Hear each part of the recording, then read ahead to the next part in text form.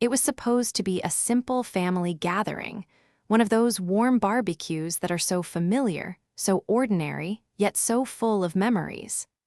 I never imagined that day would end with me struggling to stay afloat, gasping for air in the middle of a lake, while my own grandson stood on the dock laughing. Kyle, my once sweet grandson, had always been a joy. He was 19 now, tall with that grin of his, but something had shifted in him. He wasn't the boy who used to give me wildflowers. No, now he was something else entirely, someone I barely recognized. He stood with his arms crossed, watching me as I struggled in the water, and it was clear that this wasn't an accident. He shoved me into the lake with a force that stole my breath before I even hit the water.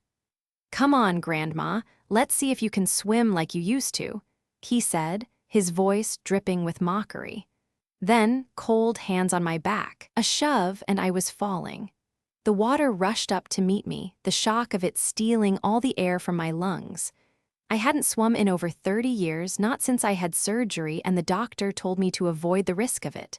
But that didn't matter now. I was in the water, thrashing around, unable to gain my bearings. The dock, where the rest of the family stood, offered no help. Not one person moved. Kyle's friends laughed. My son, his father, stood there with his arms crossed, watching. My daughter-in-law took a sip of her wine and muttered under her breath, "She's being dramatic." I was drowning, struggling to stay above the surface, but the laughter echoed around me, louder than the water itself. It felt like an eternity before I somehow made it back to the dock, soaking wet and shaking. My knees scraped against the rough wood as I pulled myself up, heart pounding in my chest. No one offered a hand, no one even looked at me. Kyle just stood there, smirking down at me. "Guess you can swim after all, tough old bird," he said, and the group laughed again. Their laughter stung more than the water had. I stood there, drenched and humiliated, unable to speak. The laughter of my family rang in my ears, their voices piercing the thick silence that settled over me like a heavy blanket. I hadn't screamed, hadn't cried, hadn't even fought back. I just stood, my body trembling not from age but from the overwhelming wave of disbelief crashing over me. They didn't care. Kyle didn't care. My son didn't care. My daughter-in-law, she was too busy sipping her wine and pretending nothing had happened. No apologies, no concern. Just the faint sound of the grill sizzling, the clink of bottles opening, and more of their carefree chatter as if they hadn't just pushed me into a lake. As if my near drowning was just another episode of their entertainment. I tried to shake it off, walking back to the picnic table, my clothes heavy with water and my skin chilled to the bone. They returned to their burgers, their wine, their perfectly curated lives. I could hear Kyle telling his friends, laughing about how I had flailed like a fish out of water. His words stung, sharper than any shove. And in that moment, I realized something that hit harder than the cold water. I wasn't just invisible to them, I was expendable. They didn't see me as a person anymore, just a thing that could be tossed aside when it was no longer convenient. The love I had given, the sacrifices I had made, meant nothing. To them, I was just a backdrop to their own lives, an accessory they could discard at will. I remembered a conversation with my old friend Dolores not long ago. "People show their true colors when they think you need them," she had said. I hadn't understood it then, not fully. But now, as I stood there, soaking wet, trying to hold myself together, it was clear. Kyle wasn't the sweet boy who used to bring me flowers. That boy had been replaced by someone who had learned cruelty from the very people who should have known better. I sat down at the edge of the table, aching, my body sore from the cold water. The laughter around me felt like a foreign sound, something from a distant world. I tried to keep my tears at bay, but something inside me cracked, something that could never be repaired. It was then that I realized what had happened, what had changed. I had spent years clinging to the memory of the little boy who had once wrapped his arms around my neck and called me the best part of his life. But that boy was gone, replaced by someone who had learned to mock me for my age, for my frailty, for my presence. And in that moment, I made a decision. A quiet one, made without a word, without a protest. This was the last time I would tolerate this.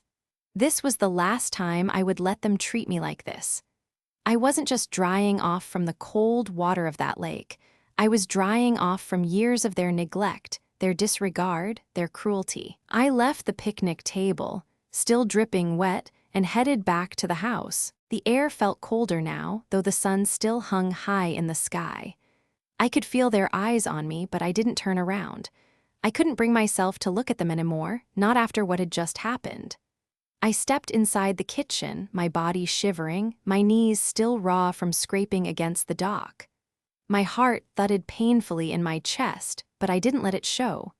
They didn't even notice me as I stood there, soaked to the bone. The house was full of the sound of them laughing, talking, and planning their next vacation. Cancun, they were saying. It wasn't just their words that hurt, but the absence of any acknowledgement of what had just occurred. Kyle, his face still carrying that smirk from earlier, was sitting on the couch, scrolling through his phone as if nothing had happened. My son was leaning against the counter, sipping lemonade like it was any other day. My daughter-in-law, who had once been polite, was now showing off pictures of beach resorts, as if the woman who nearly drowned just moments ago wasn't even in the room. I stood there in the doorway, feeling smaller than I ever had. I wanted to scream at them, to demand that they see me, to make them understand what just happened, but I didn't. I couldn't. They had already shown me who they were, and now I had to show them who I was. I walked into the bathroom, peeled off my wet clothes, and stood in front of the mirror, staring at the reflection before me. My hair, tangled and damp, hung in messy strands around my face. My knees, scraped and raw, seemed to throb with the memory of the fall. I looked like a ghost, but something had shifted inside me. It was as though I had just woken up from a long, painful sleep. The anger, the shame, the humiliation, it was all there, but so was something else. A clarity, a sense of resolve. I didn't need their approval. I didn't need their love. I had spent too many years giving and expecting nothing in return, too many years chasing after something that was never going to come. I reached for the towel, threadbare and faded, the one no one else ever touched, and dried myself off. I didn't care that the towel had been tucked away in the bathroom for years. It was mine, just like everything else in this house that I had worked for, bled for, loved for. When I stepped back into the kitchen, the conversation was still going on. They hadn't even noticed my absence. No one turned around when I entered. No one cared. The table was still cluttered with glasses of wine and half-eaten burgers. And I was nothing more than a shadow in the background. I sat at the breakfast table, my bones still shaking from the cold, my cardigan stuck to my back, but I didn't speak. I didn't cry. I didn't ask for anything. I just sat there, silent, and for the first time, that silence wasn't a weakness. It wasn't resignation. No, it was a promise, a warning, a beginning. I wasn't invisible anymore. I wasn't the person they thought I was. I was done. The silence at the table was unbearable, but I embraced it. I could feel them glancing at me from time to time, their eyes shifting quickly away when I looked back. The house felt so still, but it was a stillness I had never known before. I wasn't the same woman I had been before that moment in the lake. The truth was, I had been drowning long before Kyle had pushed me in. I thought about the years I had spent putting everyone before myself. Kyle, my son, my daughter-in-law, they had all taken from me, little by little, until I had nothing left to give but empty gestures. My love had been used as currency, my kindness treated as an obligation. And now, here I was in this cold, quiet kitchen, surrounded by people who had never seen me for who I truly was. They didn't even notice how badly they had hurt me. They didn't see the damage they had caused. They were too wrapped up in their own lives, too busy thinking they were entitled to my time, my money, my care, without ever once considering what I might need, what I might want. They had forgotten about the woman who had spent hours comforting them, putting them first, and instead they saw me as an inconvenience. I thought about how they had all laughed at the lake, how they had let me drown while they stood by, not a single one of them willing to help. Kyle's smirk, my son's indifference, my daughter-in-law's muttered comments, they all had their roles in this play. They were the audience and I was the performer, but I was done with the show. I stood up from the table, my body stiff and sore, but my resolve firmer than ever. I didn't say a word as I walked to my bedroom, but I felt their eyes following me. It didn't matter anymore. I had made up my mind. The woman who had let herself be used, who had been content to serve others for far too long, was gone. In her place stood someone stronger. Someone who wasn't afraid to reclaim her life. When I closed the door behind me, I didn't lock it. I didn't need to. There was nothing left in this house to keep me here. I walked to the small desk in the corner where I used to help Kyle with his homework, where I had sat for hours, listening to his dreams, his hopes. It felt like a lifetime ago. I opened the drawer and pulled out a fresh journal. I knew what I had to do. The silence I had been keeping for all these years, it had kept me trapped. But now, I would write a new ending, an ending that would be mine. I started by writing just one sentence: "They will never get the chance to drown me again." I could almost hear Dolores' voice in my head then, reminding me, people only show you who they are when they think you need them. And in that moment, I understood. I had never truly needed them. I needed myself. I needed my strength, my dignity, my peace. The next step was clear. I would take back what was mine. My life, my choices, my power. I wouldn't let them control my story anymore. I wouldn't let them decide when it ended. This was my time now. The next morning, I woke up with a sense of calm that I hadn't felt in years. The lake water was gone from my skin, but the burn, the shame, it lingered in my chest. It wasn't just from the near drowning, it was from everything that had led up to it. The years of being ignored, dismissed, taken for granted, the quiet erasure of who I was and what I meant to them. But today, something inside me had shifted. Today, I would start to rebuild. I dressed in my usual quiet manner, pulling on clothes I had worn for years. Nothing flashy, nothing to draw attention. But this time, as I looked in the mirror, I saw someone different. Not someone small or invisible, but someone who had the strength to walk away from it all. I wasn't going to beg for their attention anymore. I wasn't going to fight for their love. I was going to step back into my life, not as the forgotten grandmother, but as Margaret Elizabeth Walker. The house was eerily quiet when I walked downstairs. Kyle's friends were gone. My son and daughter-in-law were lounging on the couch, as usual, disconnected from anything real. I could hear their voices low, but I didn't stop to listen. I knew what they were talking about. They had no idea how much I had already decided, how much had already shifted inside me. They still saw me as a fixture, a part of the scenery, there for their convenience. But today, they would see something different. I didn't engage. I didn't ask them how they were or if they needed anything. I didn't even glance at the half-eaten meal on the counter. I went straight to the kitchen and prepared something simple for myself. The act felt strangely satisfying, knowing I was doing this for no one else but me. The silence that had once suffocated me now felt like freedom. It was no longer a sign of weakness, but a declaration of independence. As I sat at the table, eating my breakfast in quiet solitude, I thought about the future.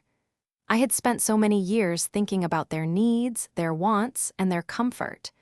But now I needed to think about myself. I needed to live for me, and I had made up my mind. I was done being the person they expected me to be. They didn't notice me sitting there at the table, just as they hadn't noticed me in the past. They didn't see the change, the strength I had found in myself. But it didn't matter. I didn't need them to notice. This was my life now, and they would have to adjust to it, not the other way around. I finished my meal slowly, savoring every bite. I wasn't rushing anymore. The world didn't need to revolve around them. They could plan their vacations, their dinners, their lives, but I wasn't going to be part of that plan anymore. I would no longer serve as their emotional punching bag, their safety net. It was time to let go. When I was done, I stood up and walked to the hallway, my mind clearer than it had been in years. I knew what I had to do next. It wasn't about revenge, it wasn't about proving anything to anyone. It was about reclaiming my peace. I took the first step toward the door, my heart steady in my chest. I didn't need to explain myself. I didn't need to say goodbye. I just needed to leave, and leave I did. I walked toward the door with a quiet determination, my shoes tapping softly on the wooden floor. The house felt different now, almost hollow, as if it no longer held the weight of my presence. It had been a home once, a place where my laughter had echoed, where memories had been made, where I had been needed, but not anymore. I picked up the small suitcase that had been sitting by the door for days. It wasn't much, just a few clothes, some essentials, the things I needed to start fresh. I had packed light, as if leaving the past behind didn't require anything more than a clean slate. My hands shook as I lifted the suitcase, but it wasn't fear.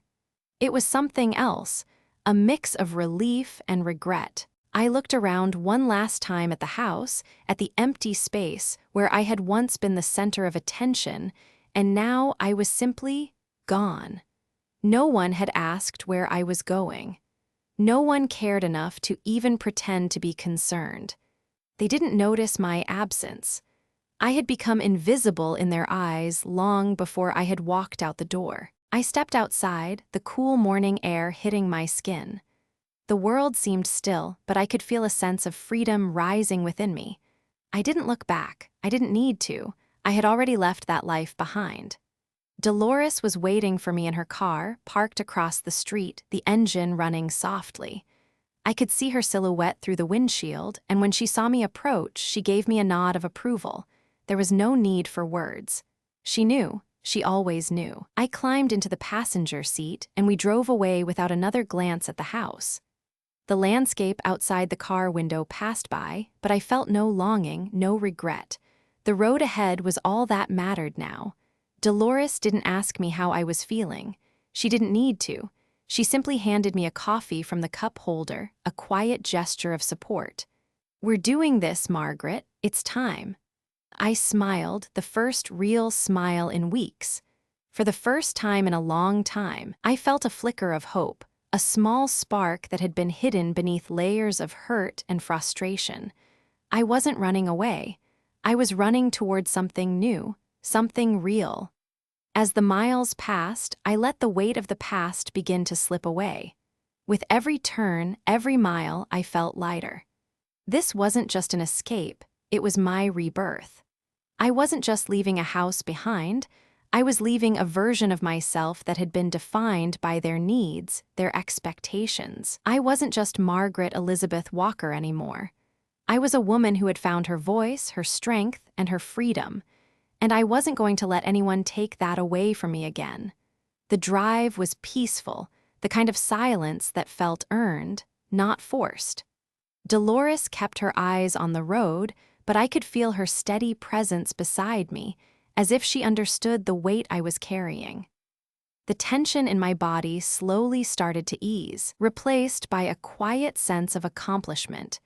It had been years since I felt like this, like I was finally making a choice for myself for the first time in so long.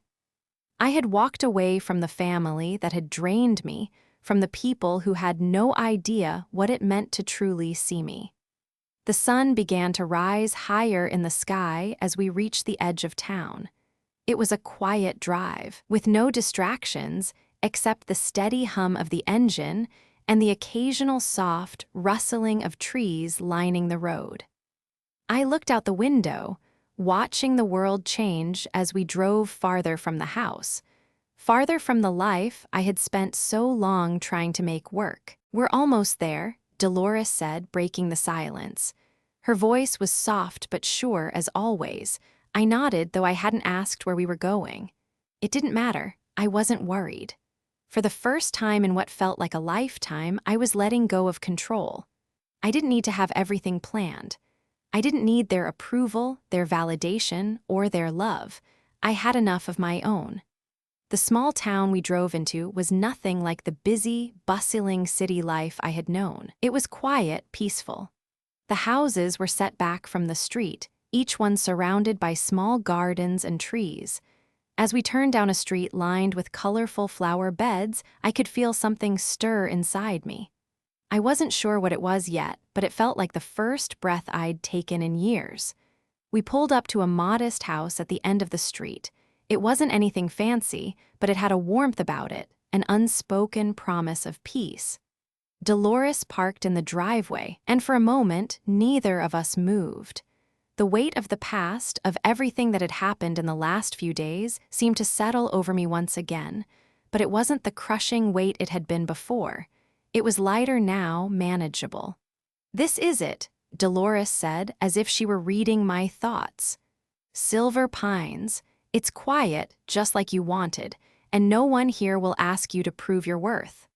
I looked at the house in front of me, the one that would be my home for as long as I needed it to be. There were no expectations here, no roles to play, no one to impress. It was just me, alone but not lonely.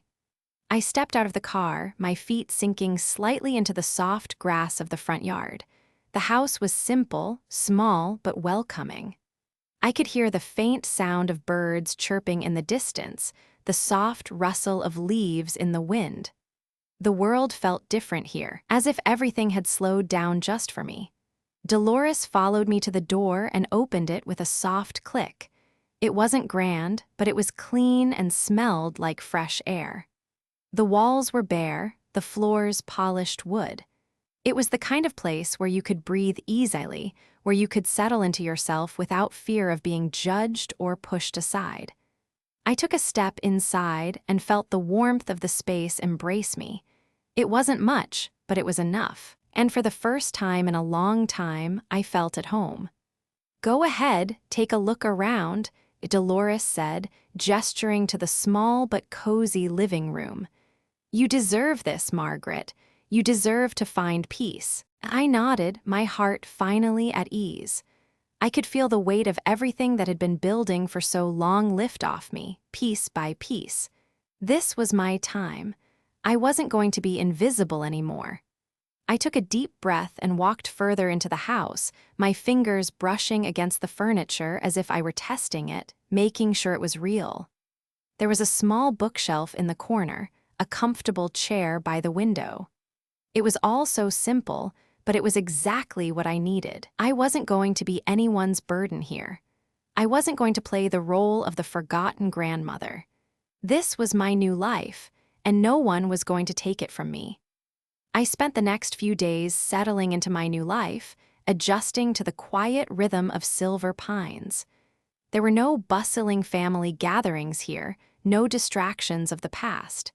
Instead, the mornings were filled with soft sunlight filtering through the windows, the afternoons with gentle walks through the town's small garden, and the evenings spent with tea and the sound of birds outside my window.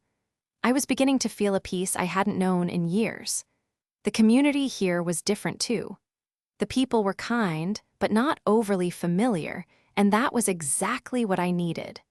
No one asked about my past, no one tried to pry into my life. They simply welcomed me with open arms, as I was, without any expectations. For the first time in a long time, I didn't feel like I had to justify my existence to anyone. Dolores checked in often, as she always did, bringing me news from the outside world and a cup of coffee or tea.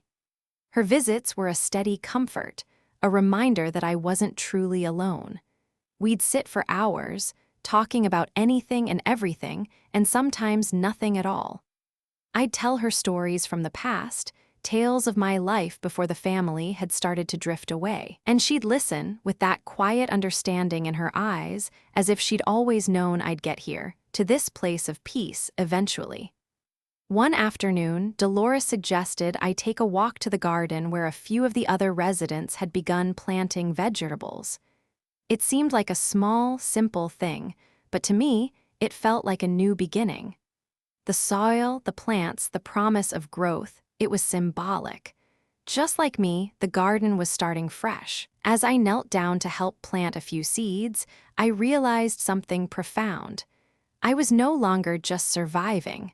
I was living. I wasn't waiting for anyone's approval or validation.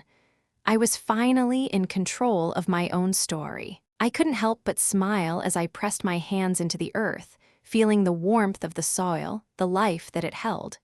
There was something so grounding about it, something that reminded me that, no matter what had happened in the past, I was still here, and I was strong.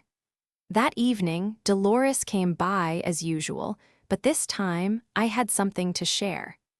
I had spent the day sorting through my journals, the ones that had once been filled with my thoughts, my hopes for my family, my dreams for Kyle, but those dreams had been shattered long ago. And now, in the quiet of this new life, I realized something I hadn't been able to see before. I wasn't just letting go of the past. I was letting go of the people who had tied me to it.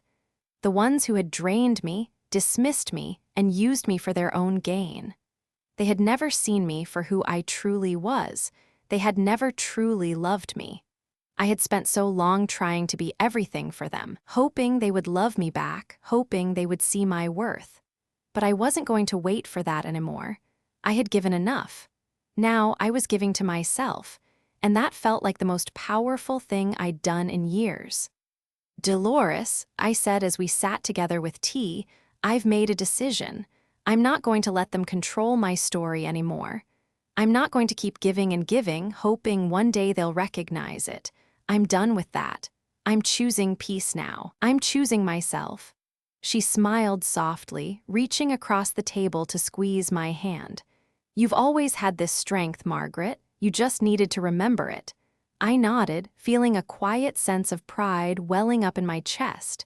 This was my choice, my life, and it was mine to shape from here on out. The days passed slowly, but in a way that felt natural. I didn't have the pressure of trying to fit into a family dynamic that no longer served me. I didn't have to force myself to smile through the pain, to pretend everything was fine. I could simply be. It was a strange freedom, one I hadn't known I was missing until I was here, in this quiet town, in this peaceful home. I spent my mornings on walks through silver pines, taking in the beauty of the flowers, the trees, the fresh air that no longer carried the weight of my family's expectations. I found myself slowing down, noticing things I hadn't paid attention to in years. The sound of birds singing, the rustle of leaves in the breeze, the way the sun warmed my skin. It was as though I had been so busy trying to hold everything together for everyone else that I had forgotten to live for myself. But now, I was finally starting to remember. Dolores would come by almost every day, bringing little treats, some gossip, or just her comforting presence. Sometimes we'd sit in the garden together, talking about life, reminiscing about the past, or planning for the future. The conversations were easy, unburdened by the weight of obligation or resentment. It was just two women, friends for decades, enjoying each other's company. One afternoon, Dolores suggested we go into town to run some errands. The town wasn't large, but it had everything I needed: an old-fashioned bookstore, a quaint cafe, a bakery that smelled like heaven. We spent the day there, wandering through the shops, chatting with the locals. It felt normal in the best possible way, like I was truly a part of this place. As we were leaving the cafe, Dolores noticed a familiar face, one of the older residents of Silver Pines who lived across the street from me. We stopped to chat, exchanging pleasantries, and the woman smiled warmly at me. "I hear you're getting settled in just fine," she said, her voice kind but knowing. I nodded. "Yes, it's a wonderful place. Thank you for the welcome." She patted my hand gently. "You know, dear, it's never too late to start over. I think you've found the right place for that." Her words stuck with me for the rest of the day. They weren't just kind words. They were a reminder, reminding me that it was never too late to rebuild, to find peace, to live the life I had always deserved. That evening, as I sat by the window, watching the sun dip below the horizon, I realized just how far I had come. I thought of the day I had left my old home, the silence that had greeted me when I walked out the door, and how, for the first time, I didn't feel like I was disappearing. I wasn't just running away. I was reclaiming my life, my dignity. I wasn't just surviving anymore, I was finally living. I thought about Kyle, about Daniel, about Paula. I thought about how they must have felt when they realized I was really gone. They had no idea what it was like to truly see me, to appreciate me for who I was. I had given them everything, and in return, they had taken my worth for granted. They had treated me like a tool, like an object to be used and discarded when I no longer served a purpose. But I wasn't that woman anymore. I wasn't invisible. I wasn't a liability. I was Margaret Elizabeth Walker, a woman who had learned the hard way that love without boundaries wasn't love at all. And I was done with being their punching bag. Now, I had a life of my own, a new home, new friends, and most importantly, peace. The days turned into weeks, and each one felt like a new chapter, a new beginning. I settled into the rhythms of my new life with a sense of purpose I hadn't known I had. The mornings began with a walk through the town, the afternoons spent reading or tending to the garden, and the evenings filled with quiet contemplation or tea shared with Dolores. For the first time in years, I wasn't rushing. I wasn't trying to meet anyone's expectations but my own. I kept to myself, but in a way that felt empowering, not isolating. I no longer feared being alone because, for the first time in a long time, I felt whole. The weight of years of service, of giving without receiving, had lifted, and I was finally breathing for myself. Then, one day, Dolores came over with a small envelope in hand. It was from Peter Holloway, the lawyer. I had expected this moment for weeks, but as I held the envelope, I felt a strange calm rather than anticipation. "Are you ready for this?" Dolores asked, her eyes studying me, knowing the significance of what was inside. I nodded. I wasn't sure what to expect, but I had made my peace with it. I had already walked away from the expectations they had placed on me. The money, the inheritance, it no longer held the power over me it once had. What was in that envelope would simply be a reflection of the choices I had made. I tore open the envelope and unfolded the letter inside. It was a summary of the legal action I had taken, confirming that the university fund was redirected to a foundation. My house would be donated, and my assets, including everything that had once been up for grabs, were now securely placed in my hands. The inheritance, as they had known it, was no longer theirs to claim. I read the letter twice, letting the words sink in. For so long, I had felt trapped by the promises I made, the obligations I had upheld. But now, everything had shifted. The inheritance, the money, the assets, they weren't a gift anymore. They were a mirror. They showed me the truth about what I had been willing to accept and what I was no longer willing to tolerate. "They'll never get the chance to drown me again," I whispered to myself, the words echoing the promise I made that night I left. Dolores smiled softly, squeezing my hand. "You did it, Margaret. You really did it." I looked out the window at the garden that Cliff and I had planted together all those years ago. The hydrangeas were blooming again, stubborn flowers that never gave up, no matter how many times they were trampled. It reminded me of how far I had come, how, despite everything, I was still here, still standing. I folded the letter carefully and placed it in the drawer next to my journal. I wasn't angry anymore. I wasn't heartbroken. I was simply free. As I sat there in my small, peaceful home, I knew something that I hadn't known for a long time. I was enough. I had always been enough. I didn't need their approval, their money, or their love to define who I was. I had spent my life giving to others, hoping they would see me. But now I was learning to see myself. The phone didn't ring anymore. Kyle didn't try to call. Daniel and Paula had stopped pretending they cared. And I had stopped caring about them. It wasn't about revenge. It wasn't about punishing them for their cruelty. It was about me finally choosing peace. I had learned that sometimes the best way to deal with people who take you for granted is not to fight back, but to walk away. To step out of their story and write your own. The laughter of my family, their cruel jokes, their dismissive comments, they were fading, becoming nothing more than distant echoes. And I was finally living my life on my terms, free from the toxic ties that had bound me for so long. I wasn't disappearing anymore. I was simply choosing to no longer be part of their narrative. I was choosing to be part of my own. And that, I realized, was the most powerful decision I had ever made.